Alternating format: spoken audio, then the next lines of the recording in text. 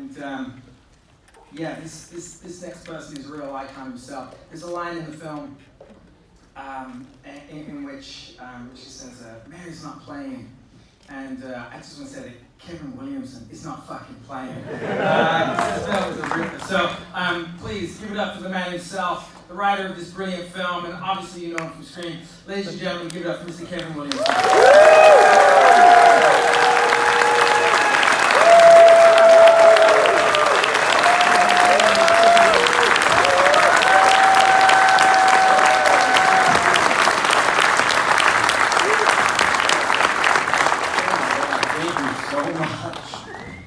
What a great audience, thank you. I wish every audience in my life was like that. Just come, just hang out with us. We do this every Friday night. So Kevin, thank you for being here. Congratulations. This film, it rips. It really does. Can you talk about how it began? Were you, like the rest of us, trapped inside a hermetically sealed bubble and afraid of the world, and you thought, yeah, there's a story here? Yeah. Well, I don't know if there was a story. It was sort of a collaboration. As a collective, you know, me and my team, Ben Fast, who produced the film, he's here. Caitlin Crabb, who is, you know, also responsible for the script a lot, as we co-wrote it together. And it began as, you know, we were all on Zoom, we were all working together, we were all on the phone, we couldn't get in the same room, and we were going like everyone else. We were living in a bubble and we were uncertain and we were just full of fear and full of the unknown, and we just wanted to channel it some kind of way and just sort of speak to what we were all feeling and that uncertainty. And there's also a certain amount of sort of COVID rage in here. Yeah. And I just think it's meant to be a way to release stuff, you know, for what we've been through. Translation from when you wrote it to the screen, did it change much at all when you're actually shooting, when John comes aboard?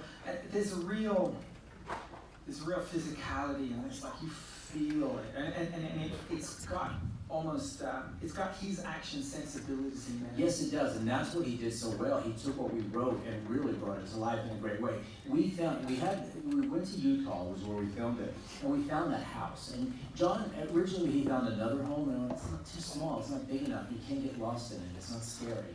And so we settled on this house because it did every single thing the script had in it. It did it did the kitchen, it did, the antlers, it did everything.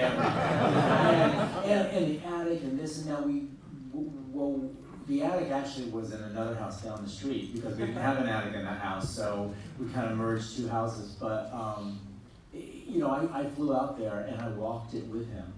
And and I love doing that. It's fun, and then you can kind of redesign it. And I kind of acted out, and we kind of played it out ourselves, and we figured it out. I did that with Steve Miner in H2O, and we had a really, because once we had that location, I had to rewrite all those set pieces. Yeah. And so we had a really good time, and we kind of figured it, and we made it work. And there's so much in there as well within the composition, the frame of the shots, and it really kicks into gear. I mean, you set it up with that first in the apartment. But it really comes to life once DJ goes out to the truck and then comes back, and then you start seeing, then you're really playing with the framing, the composition. That's all John. Background. That's all John, because John is the one who said, I want the camera. He wanted these long, steady cam shots. He wanted these, or what he used, but he wanted these really long one-takers. Yeah. Just really sort of follow you through, because in the script it just said he walks in. The killer walks in the door, and he doesn't see it, so he filmed it that way. I thought it was just so clever the way he put it together. And Yaron, is that his name? Yaron Levy, the DP? Yes. Yeah, incredible. They had a good shorthand, the two of them, and they thought everything through. Yeah, well. And so you talk about shooting in COVID. You literally made a horror movie within a real life horror movie. What were the challenges like there? What was that like? Well, everyone I don't think anyone really got sick. I think when we were making, Ben did someone, maybe one positive or something. After the vaccines, it was like June and July, and we had vaccines. Yeah. We were all sort of vaccinated up, and we were doing testing. Yeah, and then you said you were in Utah? Utah, about an hour outside of Salt Lake City, in some little town that I can't remember the name of. Yeah, and were you embraced by the locals? It was like, you guys have Yeah. I know the people who own the house had some issues. I mean, honestly, Ben could speak better to that. He was the day in and day out, and he was sort of the sick whisperer, and he was having to deal with the owners of the house. I don't think they thought it was going to be as violent. active as it was. I mean, it's important in my life. Every single time I've had to go get a location, I've had to talk someone into it because they'll say yes, and then they'll read the script, and then they'll go, I don't think so. We had this problem with Scream 1 when we were doing, up in Santa Rosa. They wouldn't let us shoot in high school, like at the last second. Right. So things like I've had to deal with this my whole life. And the casting, I think it's pitch perfect. How did that come together? Well, first of all, Beth Million, that's her first film. She came right out of school, and I was still amazed at how wonderful she is. And Gideon Adlon is so committed. And John loved her. He wanted her to just be, he didn't want her to be the CW girl. He wanted her to be a real human being. And he just was determined to just cast just keep it more grounded. Everything had to be, he really, I wish John was here to tell you all about this because I really do think he did a beautiful job. Yeah, it's amazing. And then Jane Addams, she's fantastic as well. That was just a get. When we got her, we were just like, okay, now this is going to be fun. Yeah. It was I was sat at the back, and I love sitting in the back because then you can see how the film plays and reactions and stuff.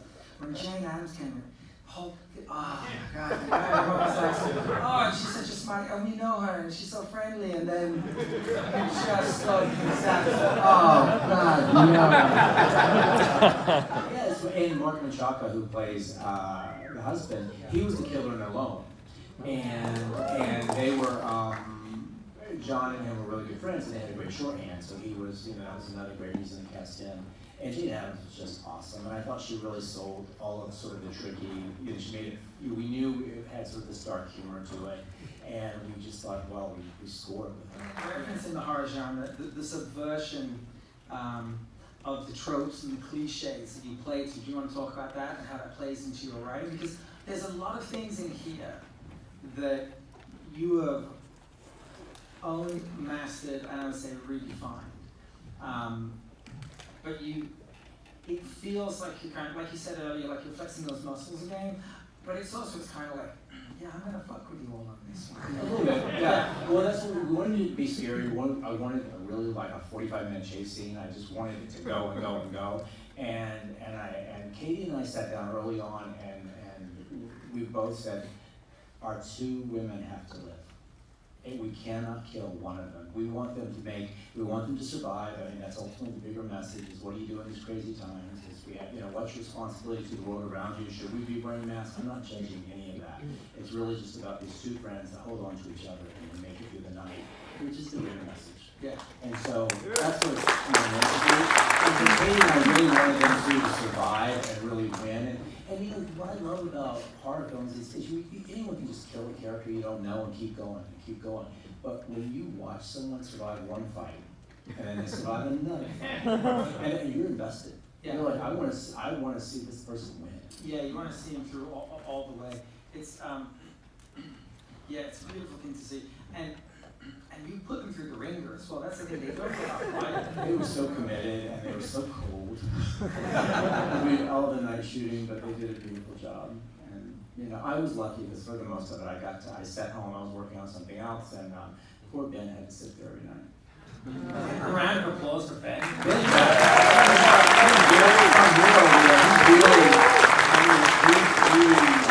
put it all together. He made it all happen in ways that I'm still sort of speechless about how they put it all together in 21 days.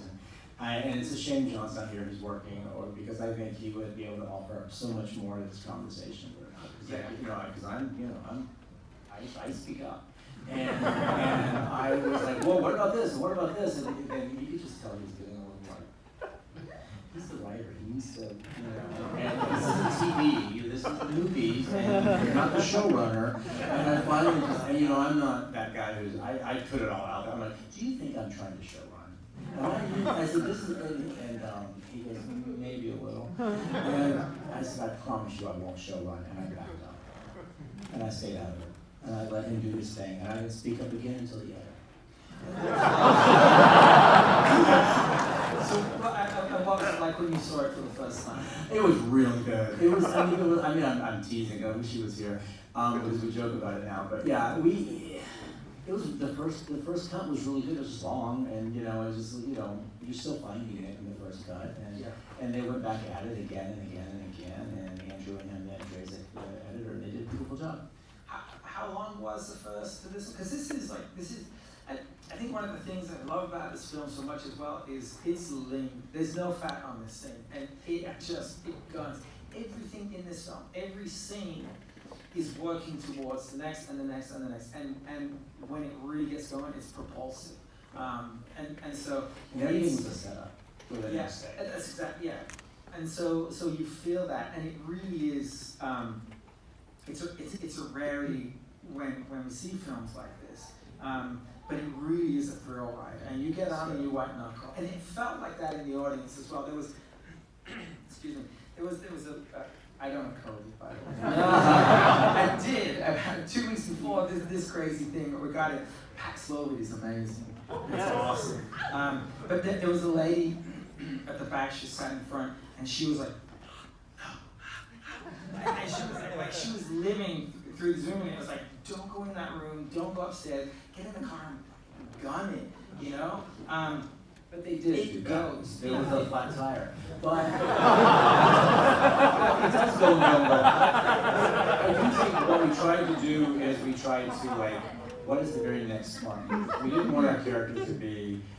It was very important that, and I think for the most part, they really are smart in this film. I think they really do the very next smart action. It may not work, and then they got to come up with something else, but at least they take the next smart action. Yeah. It doesn't seem like going up to the top floor was the smartest idea, but guess what? She's been doing that every summer of her life, and she knew she could get out. Yeah. And so she went up there and did it. Yeah. It worked for the most part. Yeah. It was made by people who love horror films. Like John Hyams is just, the DP, everyone just loved it. I love horror films, and so and I love the slasher film, and we all did, and Katie did, and so it was made with a lot of fun and love. Did that give you, when you said that you were able to step back from this a little bit, did that, knowing their understanding and love of the genre, were you kind of like, okay, yeah.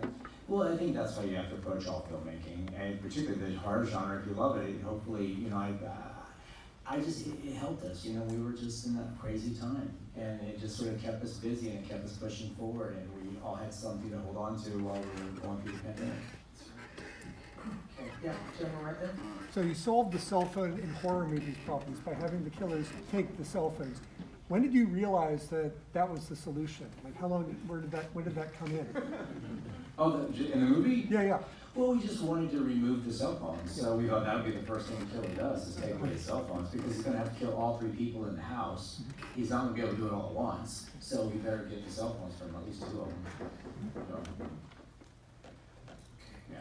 Question. Oh, yeah, over there, right there. My question is, I like the killers. They dressed exactly like I did, with the beanie, the long black shirt, as I did during the height of COVID. So I connected to them because of that. I was wondering, they're very raw and violent for a slasher killer, more like Ghostface and Scream. Was there ever a version of this where there were other types of killers, like Michael Myers, or were they always this group of just vicious killers? Did you play around with different types of slasher? Well, we did think about a mask. Should we give the killer a mask? Should we make it scary? And we thought about that, but we were like, what's the reality is that Jane Addams probably went to Target, bought a couple of masks and some knives, and she gave them to her husband and his son. And so we just tried to keep, how did they go about doing this? And not give them some really fun mask, But we thought, even when we were watching it, we were like, maybe we should give them a mask. But we stand by the decision and hope it works. I gotta say, if I see Jane Addams in Target, I'm going the other way. And then I said, what should we call it? He went, Sick. There it is. Yeah, it's like those classic songs, like the ones that come together in literally in an afternoon, and they stand the test of time. This thing will lay right there. I know you mentioned Alone a couple of times, which is so good. The guy in that, the same killer guy in that, when you watched that, what did you like about Alone? And for that guy specifically, did you like how he was in Alone, where it was almost kind of comedic how he was as a killer?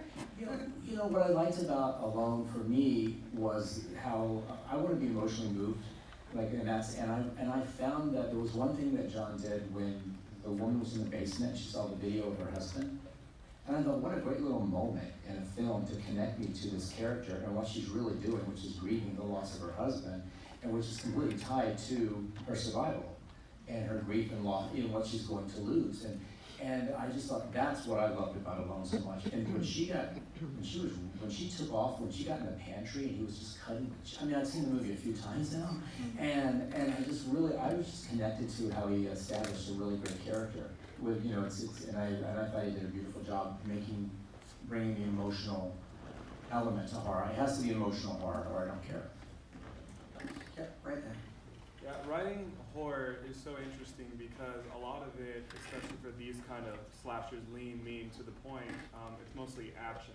And so when you're writing these kind of shows, or co-writing it with your partner for this one, was there ever a point where you got to the third act, or you were getting to the end, and you saw the page count, and you were wondering,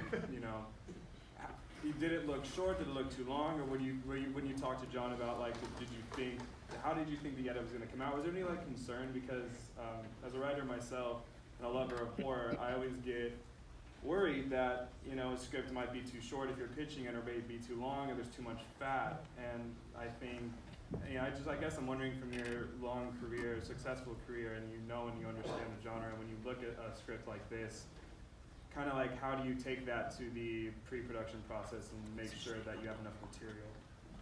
We were worried. I thought it was too short. I thought the script was going to be too short. And it really was, but we didn't really have time or money to make it longer. We could have written more scenes, we could have added some, different chase action scenes, you name it, but we didn't have time. And so we were kind of locked in with the money and our schedule. So, the barn was that was something that we wrote to because he found the barn. The barn was on the property, so we kind of wrote, that was the scene that was sort of written after. But that was it. It was a short script. We were worried about it, and we wanted to add more to it, but we just couldn't. Do you know what the original page count was, ish? I want to say 85 or 87. Okay. Ben? Where? I don't think we hit 90. 88. We got that whole plot out too of. Oh, the sister. Yeah. Yeah. That's what I was gonna say. There is. Oh, I forgot about that. Thank you. There is another character. One of the things is her sister had died when she was young. We had a lot more character in there about her character and why she was sort of shut down and why she wouldn't let DJ in and why everyone's trying to psychoanalyze me. And it's because when Mary first walks in there, she goes to her sister's bedroom and she kind of gets kicked out of there. Oh, we don't use that room. And we sort of realize that there's, she's still grieving over something. She's still grieving over some big loss, and that's why she's sort of irresponsible and a little reckless in her life, and she hasn't really accepted adulthood. And you shot that, or? Yeah, we shot okay. And so that was part of, you referenced earlier how the film's a little bit longer, and then we exercised it out. We didn't need it. Yeah, you can feel it in the room. It's such a white knuckle thrill ride. It gets to the point. Okay, we've got time for a couple more gentlemen right here. Yeah.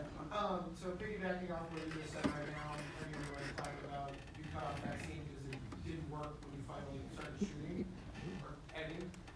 Are there any scenes that you wish would have made the film better?